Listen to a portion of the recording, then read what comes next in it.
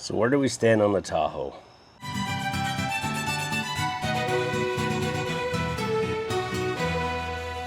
Hey everybody, I'm Kenny. This is Sagebrush Soul. We're camping out at Crawford County Speedway again, just outside of Van Buren. And I wanted to do a quick update of where I'm thinking things are at with the Tahoe. I want to let you know what's working, what's not, and my future plans. Number one, as far as the Tahoe goes, it's running fine. We're almost just shy of 2,500 miles into the trip. By the time we get home, I was saying 3,000, 3,500 miles. We're going to be probably closer to 4,000, 4,200 miles by the time I get home. It's been very reliable, runs fine. Had the oil change the day before we left, and tomorrow I'm going to go film some stuff, kind of the last stuff that I'll be shooting in this area. And then I'm going to spend the rest of the day just going over it, camping out here again at Crawford County Speedway. What we call nutting and bolting, checking all the fluids, just giving it a good once over before I head home, because we have 2 more shows, and then I'm out here probably as early as next Saturday. The tires that I put on, I'm actually glad that God or the universe intervened and made me buy those things. They do really good in the rain. When we went to Joplin the other day, it was a really amazing rainstorm that we had going on. I wasn't trying to break any speed records or anything like that, but I didn't have any problem staying in control. And hydroplaning is very much a thing. Just ask Caden, especially in this area and on the path we went through. I'm glad that those tires are holding up pretty good. I don't see any irregular wear yet, but again, we'll check it when we get home and see if we might have some front end issues. Very buggy. As far as the fuel mileage goes, I reported that we were getting like high 13s, low 14s, which I believe was accurate. And then I haven't really done a lot of checking because I thought I made a mistake or something was wrong. I double checked the odometer against the GPS, and they seem pretty much in step with each other. But there was one part in Wyoming that it showed me getting just a little better than 17 miles to the gallon, and I didn't think that that was possible. But I checked it from Joplin back to here. It was about 143 miles. Not a lot of hills, but a couple of good pulls in it, but nothing like the mountain passes that we have at home. And it came back at over 16 miles to the gallon. So it's possibly getting probably closer to an average of 15 miles to the gallon with all the driving that I'm doing, which makes me happy, especially with a vehicle that has over 250,000 miles on it. Probably knocking on the door of 260,000 miles.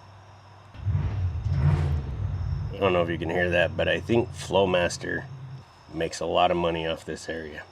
But I'm a lot less suspicious now of that 17 mile to the gallon thing I had in Wyoming. Another time it didn't quite fill up, so I knew it wasn't an accurate measurement. But we'll test it a little bit more on the way home, and that is with the boxes in the back, not on the top. I am going to do at least one stretch. I don't want to go nuts. I'm over budget, and as a company, we're a little over budget going into the off season. So I'm going to do a small stretch of high speed with the boxes on the roof, and we'll see how that goes. As far as sleeping goes, it has not been a problem. I have rented rooms a couple of times due to weather and not having a place that I could camp and edit. So I think I'm up to 3 that I've paid for out of my own pocket so far. The company has supplied 6 nights of rooms. So I guess in the time I've been gone, I haven't spent near as much time in the Tahoe as I wanted to, but it's part of being able to edit and stay on track with the videos. But as far as sleeping in it, it's fine. Today I think is about the hottest day that we've had since I've been here. So we'll see how that goes tonight. I did pull the fridge out, and I got my little rechargeable fan running in there, hopefully cooling things down. But as far as sleeping goes, there's not a night that I haven't slept. In fact, one of the nights that I had a room, I spent a little bit too much time here with Sam Sturgis, who's well known in the monster truck industry, and now he has himself a nice little jet truck, and Brandon Swick. And I'll just say it's probably good I didn't drive to the room, and that was the night of the show here at the Crawford County Speedway. And I think I only slept a couple hours that night. And speaking of the storage boxes that go up on top, again, I really wish I could have taken credit for the fact that they just perfectly fit on top of the bed platform. I've felt a lot better about going to places, or even when the nights that I've spent in the rooms, I can drag the one in, the other one I don't have to bring into the room. I can just lock the Tahoe. I feel a lot better about it. They can't really be seen, but they are a good fit. As far as storage goes, I have driven around town a little bit with them up on top, but not a ton. For the most part, it only takes 3 minutes to put the bed together, so I just put them in there. So those are the top few things that are working out really good. Some of the things that aren't working out for me is just the space. to have to get a hotel room to be able to edit video and all that kind of stuff. A couple nights that I have camped out, I camped out at Evan's house one night, who lives in the Fort Smith area. Very grateful to be able to do it. I was able to set up my little editing table, a little chair, get some editing done. The next night it rained like crazy. And so I went ahead and got a room so I could keep up on the editing, transferring all the data over from the cameras into the computer. That is something I need to be able to do in a vehicle that I'm going to be nomadic in for long periods of time. And even though I'm trying, I'm not a minimalist, and I am trying about being organized, and I've been able to reset and reload everything and keep it kind of in order, but everything has a place, but the places are what's limited. So that's definitely something I got to think on a little bit more. And I don't think I've gone into a lot of detail on the auxiliary battery because I wanted to test it before I could prove a point. With all the expensive deep cycle batteries and then the LiPo charging systems and all that kind of stuff, I thought, for me, I'm not going camping in the backcountry for days at a time. I'm kind of on the move. The most I'm going to be parked in one spot is for a day, and probably not an entire day for what my needs are. So I tried getting a Group 78 battery that I bought from Walmart. When I owned the Tahoe before, I put in an auxiliary battery tray with the intention of putting an auxiliary battery in it. And the thing bolted right in, and I know for the most part these things were the same as the pickups, but I'm wondering if the pickups didn't have a different hood, or some of the 2500 type pickups that would have come with an auxiliary battery or even a dual battery. No matter what battery I've been able to find, it does not fit underneath that brace. And I've got a battery doctor mounted to it, which is supposed to protect the coach battery, but 2 times now, once when I was in the Kansas City area, and just today after letting that battery run the refrigerator, which over the last couple of days, that's all it was really doing, was charging my camera batteries. It knocked that battery out. And then I've seen that my alternator is not charging the main battery enough to kick on the battery doctor. The battery doctor protects your truck battery from the coach battery.